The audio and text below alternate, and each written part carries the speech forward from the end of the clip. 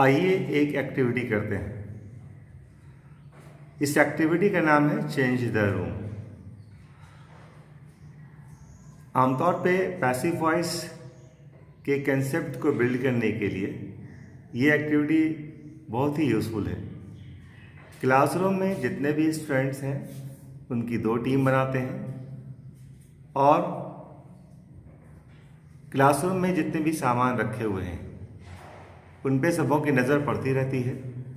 उन बच्चों को कहते हैं कि आप इन सामान को देख लें, कौन सी चीज़ कहाँ रखी हुई है, और हर टीम से एक एक मेंबर को क्लासरूम से बाहर जाने के लिए कहते हैं। बाकी बच्चे क्लासरूम में जो सामान रखे हुए हैं उनको रीअरेंज करते हैं, उसमें बदलाव लाते हैं। फिर थोड़ी देर के बाद उन 2 बच्चों को जो बाहर भेजा गया था उनको क्लासरूम में आने के लिए कहते हैं। जो बच्चे आए हुए बदलाव के बारे में ज़्यादा वाक्य कह पाते हैं, ज़्यादा सेंटेंसेस कह पाते हैं, उसी हिसाब से उनको पॉइंट्स मिलता है। तो शुरू करते हैं इस एक्टिविटी को। आप देख लें कि इस कमरे में क्या क्या सामान कहाँ रखे हुए हैं। आपसे भी सब बाद में पूछा जाएगा कि क्या बदलाव आया है, आप देख लें उसके अंदर। इस वक्त इस कमरे में से एक स्टूडेंट सैयदा मरियम जहरा को हम कह रहे हैं कि इन सामानों को देख लें, फिर वह कक्ष से बाहर चले जाएं।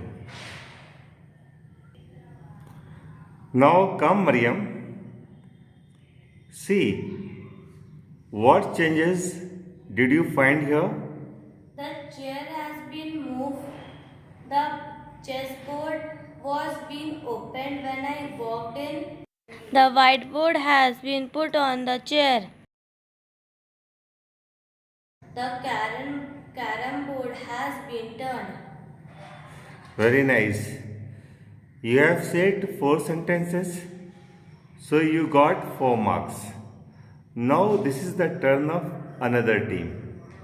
इस प्रकार हर टीम से बच्चों को बाहर भेजेंगे और जो भी बदलाव आएगा बच्चे उसको बताएंगे, और बच्चे जो भी सेंटेंस बोल रहे हैं उन सेंटेंस को हम लोग लिखेंगे।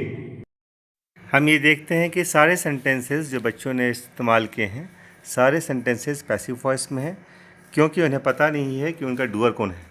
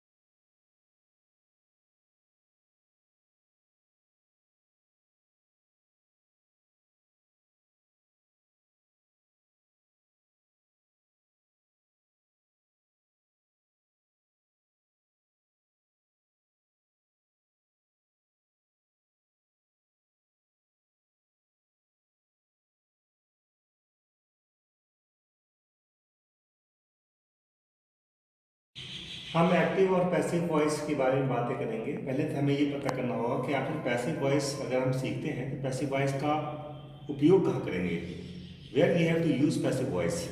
देखिए, जब पैसिव वॉइस का उपयोग आप वहाँ करेंगे जहाँ पर आपको ये पता ना हो कि उस काम का करने डूअर कौन है, सब्जेक्ट उसका काम करने वाले कौन है।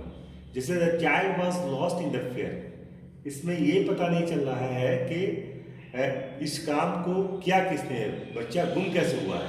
तो वैसे सेंटेंसेस जहाँ पर आपको, जैसे the temple was built, the glass was broken, किसने तोड़ा ये पता नहीं है। तो वैसे सेंटेंस जिसमें आपको डूअर का पता नहीं होता है उसमें आप पैसिव वॉइस का प्रयोग करेंगे।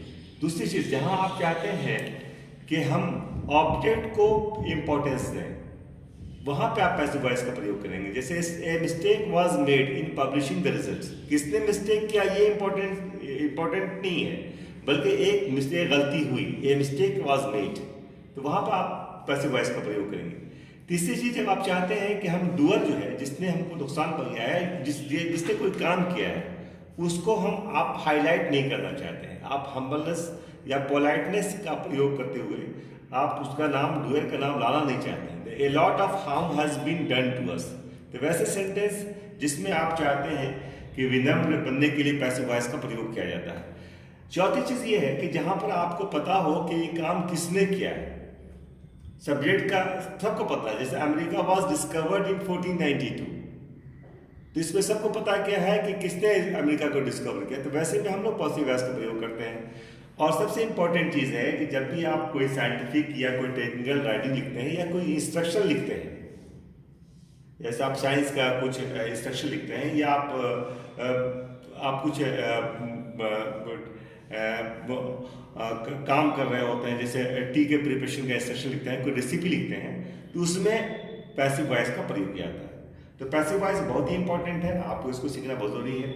लेकिन पैसिव वॉइस को सीखने से पहले आपको ये पता होना चाहिए कि सब्जेक्ट ऑब्जेक्ट क्या होता है, वर्ब्स के फॉर्म कौन कौन से हैं, सब्जेक्ट वर्ब का एग्रीमेंट क्या है, टेंस में जो आपके 12 टेंस बनते हैं, प्रेजेंट के 4 और पास्ट के 4 और फ्यूचर के 4, तो इसमें हम लोग किन किन टेंस का आप पैसिव वॉइस बना सकते हैं। जैसे प्रेजेंट में सिर्फ 3 ही का बनता है, पास्ट में भी 3 का बनता है, फ्यूचर में भी 2 का बनता है।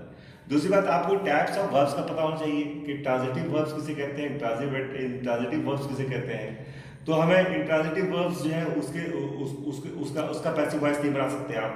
टाइप्स ऑफ सेंटेंसेस के बारे में पता होना चाहिए कि जो सेंटेंसेस जैसे कमांड के सेंटेंसेस हैं या रिक्वेस्ट के सेंटेंसेस हैं, उसका पैसिव वॉइस कैसे बनाएंगे। और सबसे अहम चीज़ ये है कि पर्सनल प्रोनाउन के बारे में भी आपको पता होना चाहिए कि पर्सनल प्रोनाउन कैसे हैं और कैसे चेंज होते हैं पर्सनल प्रोनाउन। जैसे यहाँ पे ही राइट्स अ लेटर, यहाँ पर एक एक्टिव है, यहाँ पे ही जो है डूअर है, यहाँ पर सब्जेक्ट है, ये डूअर भी है। ही राइट्स, ये एक्शन का काम हो रहा है, ये वर्ब है। अ लेटर रिसीवर है, काम का असर किस पर पड़ रहा है, ए लेटर पर।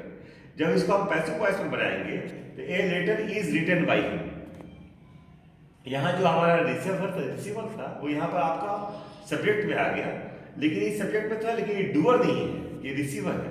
ए letter is written by him, तो यहाँ पर डूअर जो है आपका बाय हिम है, यहाँ पर हमने पर्सनल प्रोनाउन से चेंज किया इसको। हमें ये भी देखना होगा कि हम लोग पैसिव वॉइस में वर्ब के तीसरे फॉर्म को ही लेके चलते हैं। पैसिव वॉइस में जब भी कोई सेंटेंस होगा तो वर्ब का तीसरा फॉर्म ही होगा। आप कोई भी बना लें, आपका प्रेजेंट हो, पास्ट हो, फ्यूचर हो, जब भी आप वर्ब का प्रयोग करेंगे तो वर्ब का तीसरा फॉर्म ही प्रयोग करेंगे। ये तो आपका बेसिक है। अब नेक्स्ट क्लासेस में हम लोग इसके पूरे डील करेंगे कि हर टेंस का क्या क्या आपका पैसिव वॉइस होगा। धन्यवाद।